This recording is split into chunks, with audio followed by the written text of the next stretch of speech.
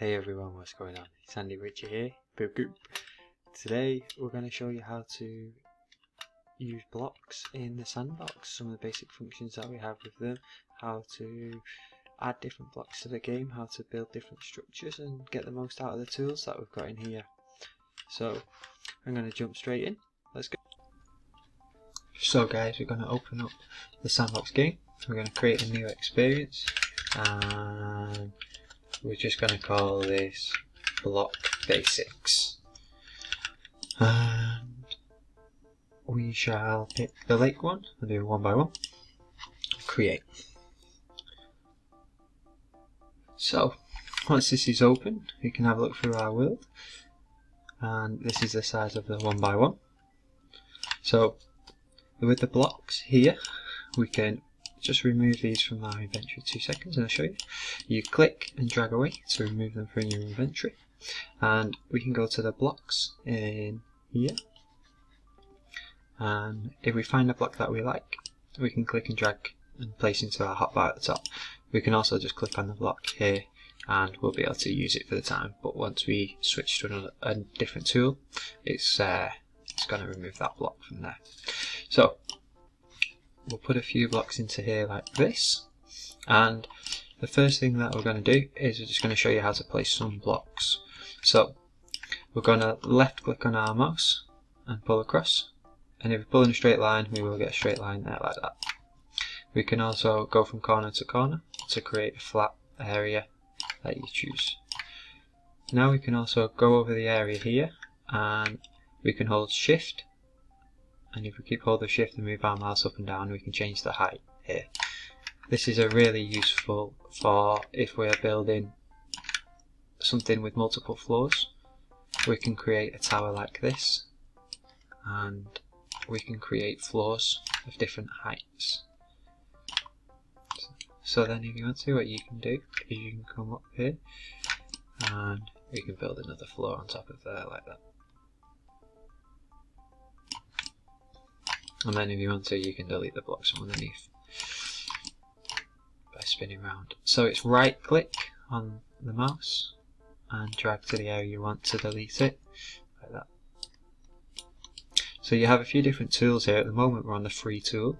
You can move over to the diamond tool, which is adjustable, so it'll just start at 5 at the moment, and if we just left click, it's just going to place this small pyramid. Like I say, we can change the height if we do want a bigger pyramid, like that. So once again, left click to place, and we can actually go over this, and if we right click, it'll remove that area as well. So with this tool, one thing you can do is you can click and drag to create landscapes really quite quickly, and the same if you left click and pull an area away, it'll delete a landscape quite quickly as well. So if you wanted to, you could switch over to water, so we can search a block in here, and we'll drag to our hotbar. Here we have the numbers that are for the keyboard. We can just use that to quick select. So we can place the water in, and like that. So you will want to go back to the free tool and just adjust things and level things off, fill some holes in. You can switch to some of the other tools. There is a square tool, and this is really useful for doing walls of buildings, I've found. If we change to stone at the bottom, you can see we can select the height here and the depth as well. So you'll see at the side here that the blocks actually change all the way through. So if we do the width as well, there you go, and that's just one block. Here you aren't able to hold shift because this is kind of like a draw. If you want to colour in the surface, you can use this tool.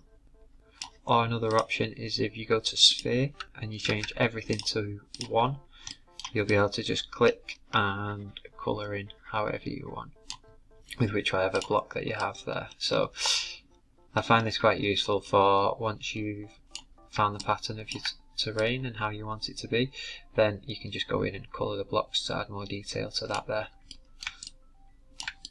So I think that's everything for the block basics. There is some settings in the global parameters here, and controller, and then components.